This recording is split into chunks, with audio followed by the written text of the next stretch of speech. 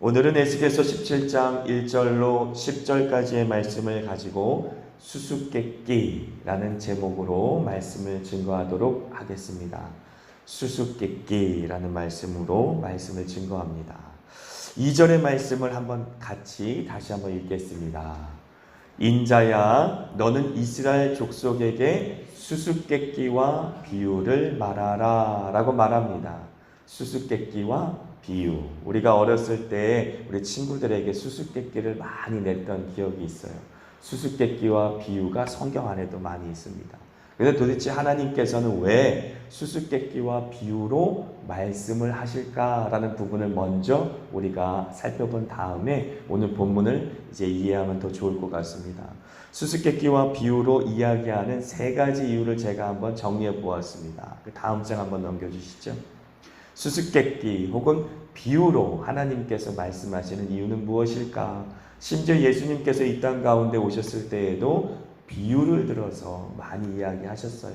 그 첫 번째 이유는 듣지 않는 사람들에게 듣게 하려고 하셨다라고 하는 것이죠. 두 번째 이유는 죄에 대한 객관적인 시각을 주려고 하셨다. 세 번째는 회개할 기회를 주려고 하셨다라고 하는 이유입니다. 그래서 직설적으로 죄를 지적하고 이야기할 때 사실 사람들은 안 그래도 듣기 싫은데, 안 그래도 마음이 다쳤는데, 만약에 죄에 대해서 첫 번째로 딱 이렇게 말을 언급하려고 하면 마음을 확 닫고 귀를 막을 거예요. 그래서 듣지 않으려고 하겠죠. 그렇기 때문에 비유로 말하면 전체적인 이야기를 다 들을 수 있을 것이에요. 그래서 그 이야기가 도대체 이 이야기가 뭐지? 라고 수수께끼는 처음부터 끝까지 다 들을 수 있지 않습니까? 직설적으로 말하면 아예 처음 이야기하려고 할 때마다 입을 꽉 들어막고 안 들어, 나 듣기 싫어 라고 말하겠지만, 수수께끼 혹은 비유로 말하면 무슨 얘기지? 하고 들을 수 있기 때문에 그렇다라고 하는 이야기죠. 그래서 이 좋은 예가 있습니다. 사무엘하 12장에 보면은 이제 다윗을 이제 하나님께서는 회개케 하시기 위해서 나단 선지자를 보내세요. 다윗은 밧세바를 범하고 우리아를 죽이지 않습니까? 그 죄를 범하고도 스스로 깨닫지 못했어요. 그 죄가 얼마나 하나님 앞에 심한 범죄이고 또 백성들 앞에 극악무도한 범죄인지를 스스로는 알지 못했습니다. 그때 하나님께서는 나단이라고 하는 하나님의 선지자를 보내셨죠. 그래서 비유를 들어 말하기 시작합니다. 한 성읍에 두 명이 살았습니다. 그 중에 한 명은 부자였고 한 명은 가난했어요. 그 부자는 소와 양을 많이 가지고 있었고, 가난한 사람은 오직 암양 새끼 한 마리만 있었는데 너무 그 암양 새끼를 사랑하여서 가족과 같이 지냈다는 거예요. 잘 때도 가족과 같이 자고 먹일 때도 같이 먹고 그렇게 진짜 친딸처럼 지냈습니다 라고 이야기합니다. 그런데 이 부자의 집에 나그네가 방문한 것이죠. 나그네가 방문하면 유대인의 율법상 어떻게 됩니까? 그 나그네를 선대해야 되겠죠. 그런데 이 부자가 마음속에 많은 자기의 소떼와 양떼가 있었음에도 불구하고 자기의 것은 아까운 거예요. 그러니까 가난한 사람의 것을 뺏어서, 그 한 마리 있는 양을 뺏어서 그 나그네를 대접했나이다 라고 나단이 이야기했을 때 다윗이 어떻게 했습니까? 그 이야기를 듣고 분노했죠. 그 사람은 반드시 죽을 것이다 라고 말하며 그에게, 가난한 사람에게 빼앗은 것은 4배를 배상해 줘야 될 거다 라고 이야기했습니다. 그때 나단 선지자가 뭐라고 말합니까? 그 사람이 바로 당신입니다 라고 이야기합니다. 그 사람이 바로 당신입니다. 하나님께서 이렇게 우리에게 말씀하신다면 어떨까요? 하나님께서 비유를 들어 많은 얘기들을 쭉 해주시고 그 얘기를 들은 순간 우리 마음속에 분노가 일어나는, 어떻게 그런 사람이 있을 수 있지? 어떻게 그런 사람이 이 땅 가운데 고개를 뻣뻣이 들고 하나님의 사람이라고 교회 출석하고 신앙생활을 할 수 있지? 라고 생각할 수 있을 것이죠. 그런데 하나님께서 콕 집어 그 사람이 너야 라고 말하신다면 어떨까요? 이렇게 죄에 대해서 객관적인 시각을 갖게 만든다라는 것이죠. 우리가 스스로 생각할 때는 사실은 우리는 죄를 주관적으로 보기가 쉽다라고 하는 것입니다. 그래서 다른 사람은 쉽게 정죄하고 비판해서 도대체 어떻게 저렇게 살 수가 있지? 예수 믿는다는 사람이, 또 목사라는 사람이, 또 직분자라는 사람이 어떻게 저렇게 살 수가 있지? 라고 쉽게 비판할 수 있지만, 내가 똑같은 죄를 범하고 있음에도 불구하고 내 자신의 죄에 대해서는 객관적으로 보기가 어렵다라고 하는 것이지. 그러므로 성경의 많은 수수께끼 또 비유의 이야기가 우리에게 들려졌을 때 귀를 열고 들은 다음에 하나님께서 원하시는 것은 무엇이냐? 그게 바로 너야 라고 우리를 깨닫게 하시기 위해, 또 가장 중요한 것은 회개할 기회를 주시려고 하나님께서는 그런 수수께끼와 비유를 들어 이야기하신다라고 하는 것이, 우리는 이스라엘의 역사를 읽으면서 분노합니다. 도대체 어떻게 이렇게 하나님 앞에 범죄할 수가 있지?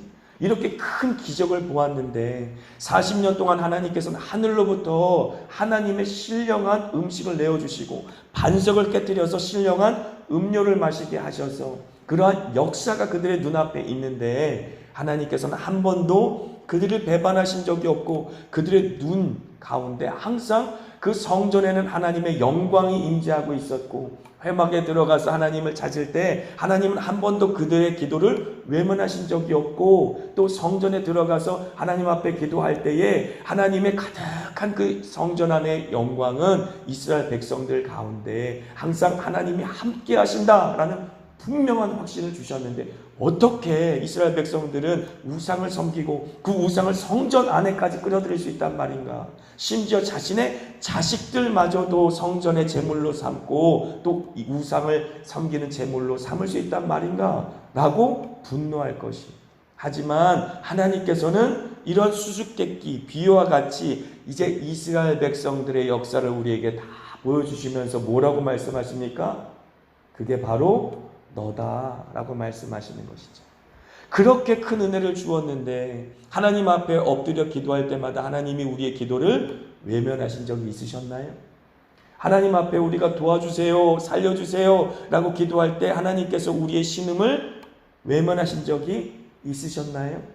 하나님은 항상 신실하셨어요. 이스라엘 백성들이 경험한 기적보다 결코 작은 기적을 우리가 경험한 것이 아닙니다. 하나님께서는 한 번도 우리의 신음을 외면하신 적이 없고, 우리가 간절히 하나님 앞에 기도할 때마다 신실하신 하나님은 살아계셨어요. 항상 우리의 인생을 통해 살아계심을 증명해 주셨어요.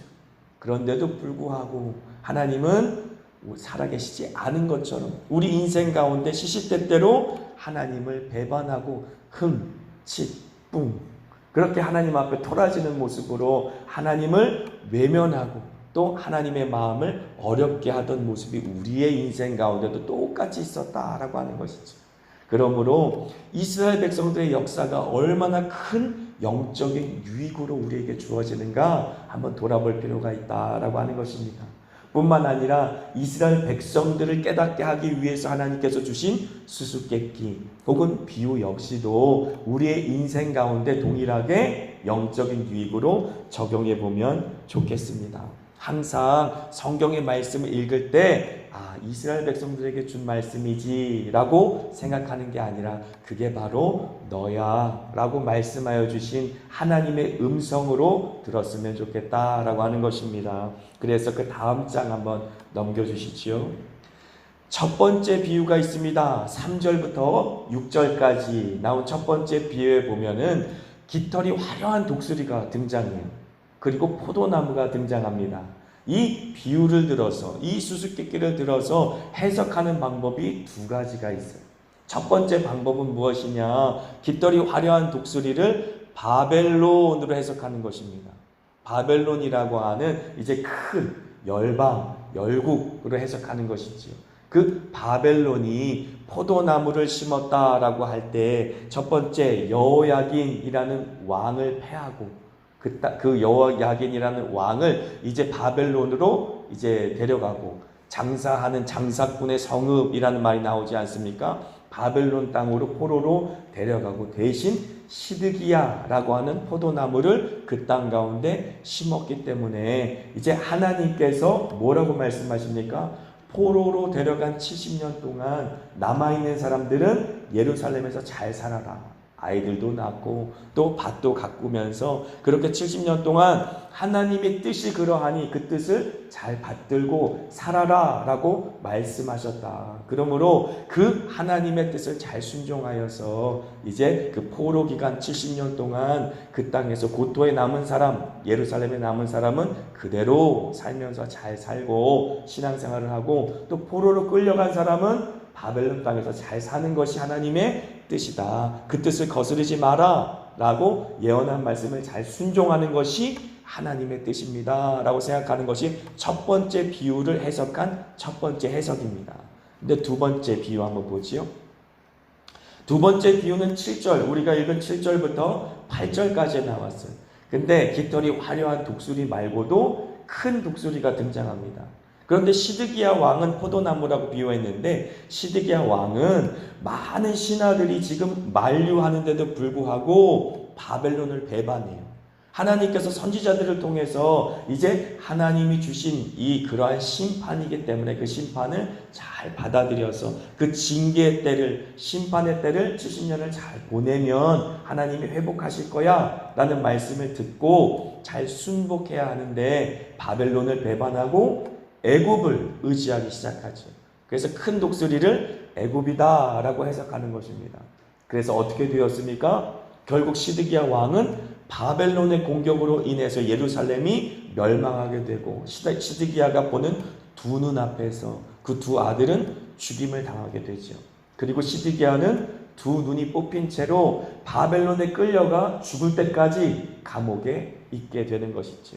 그러한 역사적인 사실을 근거로 해서 해석한 것이 첫 번째 해석이 되겠습니다.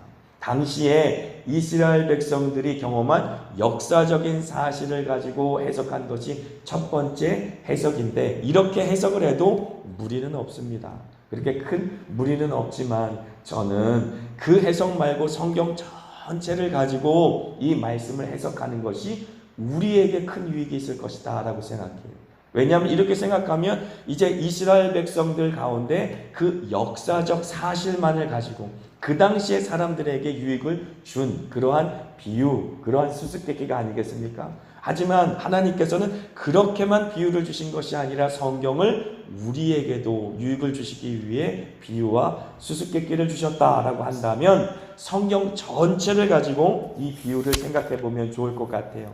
그래서 한번 성경 전체를 갖고 얘기한다면 예레미야서 2장 13절의 말씀입니다. 같이 읽습니다. 내 백성이 두 가지 악을 행하였나니 곧 그들이 생수의 근원되는 나를 버린 것과 스스로 웅덩이를 판 것인데 그것은 그물을 가두지 못할 터진 웅덩이들이니라 라고 예레미야서를 통해서 이스라엘 백성의 두 가지 악을 지적하셨어요. 두 가지 악 중에 첫 번째 악은 무엇입니까?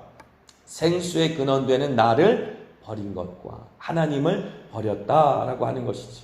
그런데 그것으로 그친 것이 아니라 스스로 웅덩이를 팠는데 그 웅덩이는 물을 가두지 못하는 터진 웅덩이다라고 말하는 것이지. 무슨 말이냐면 하나님을 버리고 대신 우상을 숭배하여 영적인 행음을 하였고, 그리고 이방 나라 바벨론이나 애국과도 같은 강대국들을 의지하여 정치적인 행함을 통하여서 하나님의 마음을 아프게 한 그런 실제적인 역사를 말하고 있는 것이지요. 그래서 저는 이 말씀을 근거로 하여 어떻게 해석하면 좋겠는가라고 말할 때에 사실 6절에 이제 가지가 독수리를 향하였고 또 뿌리는 독수리 아래 놓였다라는 말이 있어요. 우리가 읽은 6절의 말씀 보면 포도나무 가지는 독수리를 향하였고 그 아름다운 깃털을 가진 독수리를 향하였고 그 독수리를 하나님으로 보는 것이지.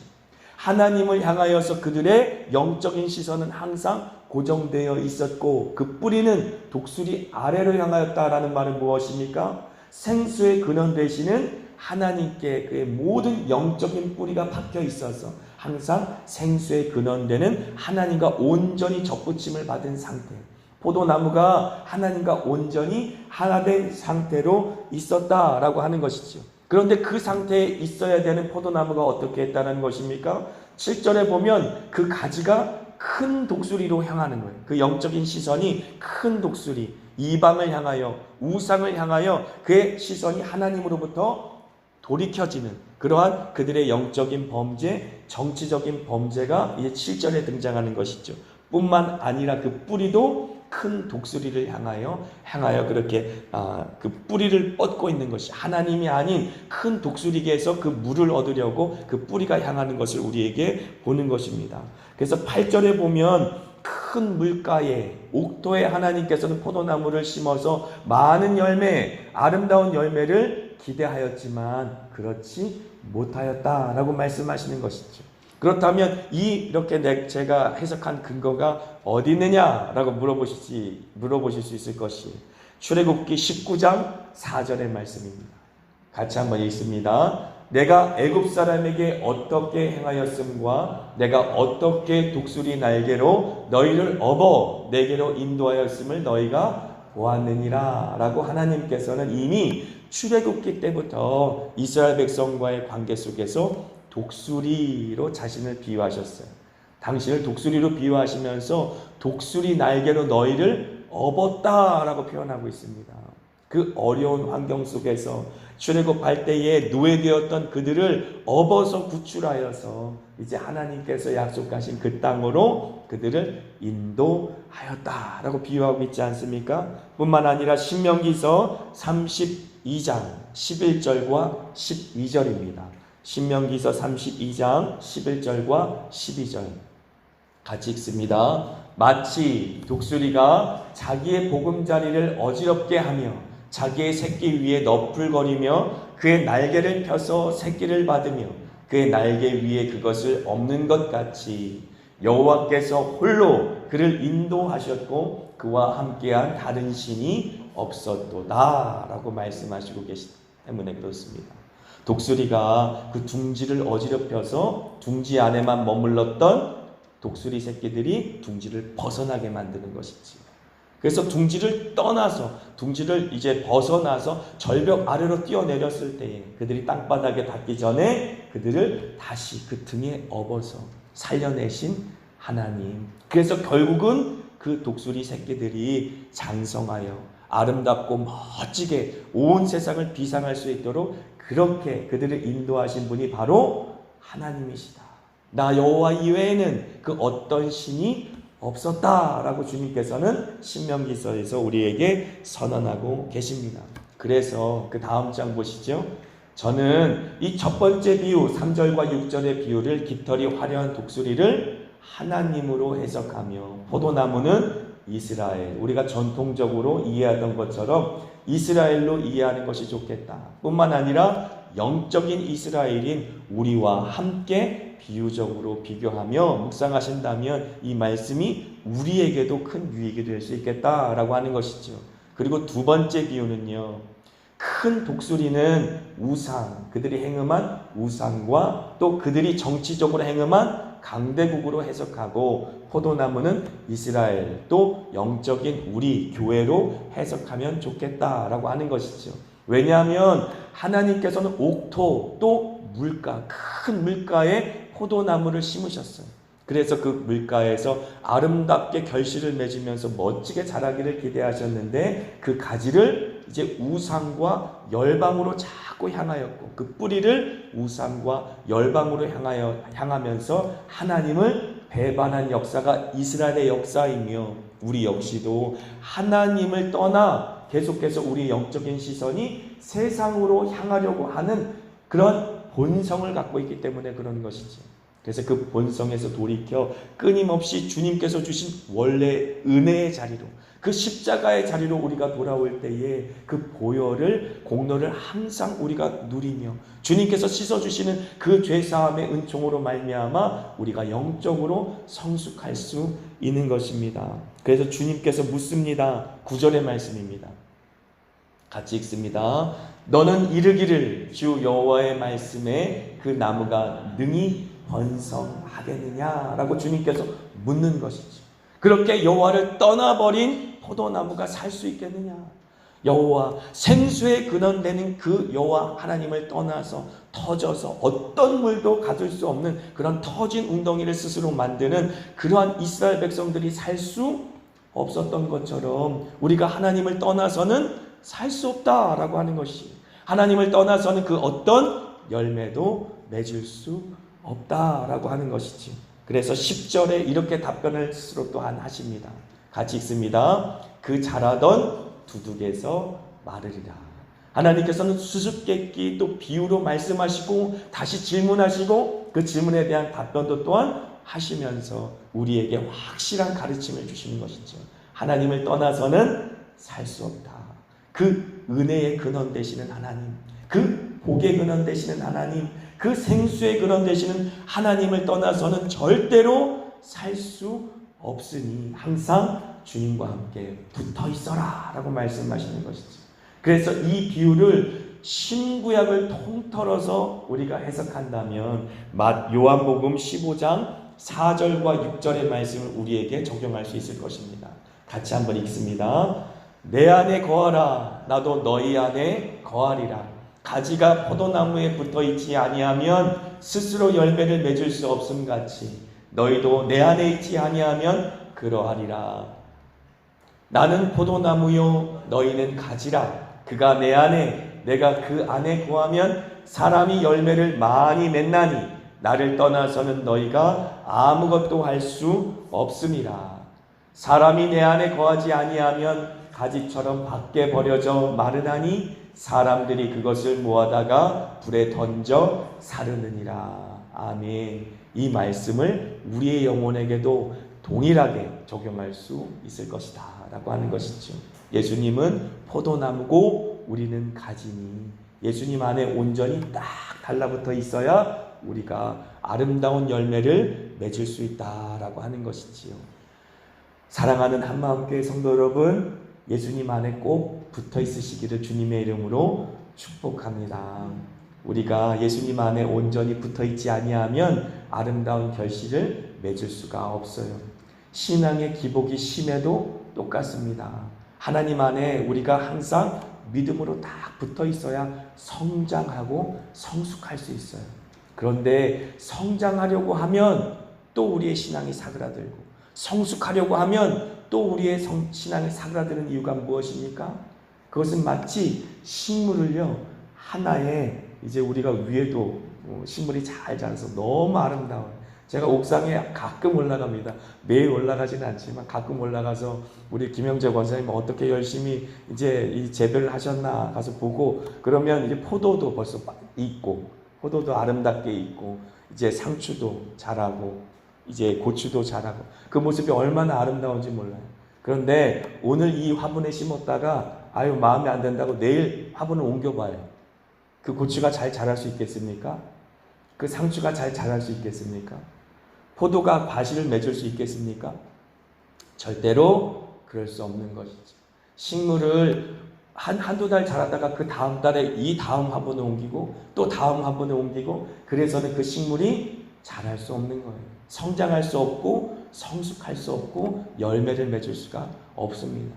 이러한 영적인 원리를 지금 우리에게 가르쳐주고 계시다라고 합니다. 예수님께 꼭 붙어 있으십시오. 그래서 그 마음과 중심 가운데 하나님이 주신 그 은혜의 원줄기, 그 줄기에서 떨어지지 마시고 하나님이 주신 그 복을 항상 받아 누리십시오. 우리는 연약하여 세상 가운데 많은 시험을 당하지만 그 시험을 당할 때마다 하나님께 나와 하나님의 은혜를 구하십시오. 하나님은 신실하여 한 번도 우리의 신음을, 그 외침을, 간절한 부르짖음을 외면하신 적이 없지 않습니까? 그러므로 항상 변덕이 심했던 것은 저와 여러분입니다. 그 변덕에서 이제 성숙의 길로, 성장의 길로 함께 나가기를 주님의 이름으로 축원합니다. 아멘.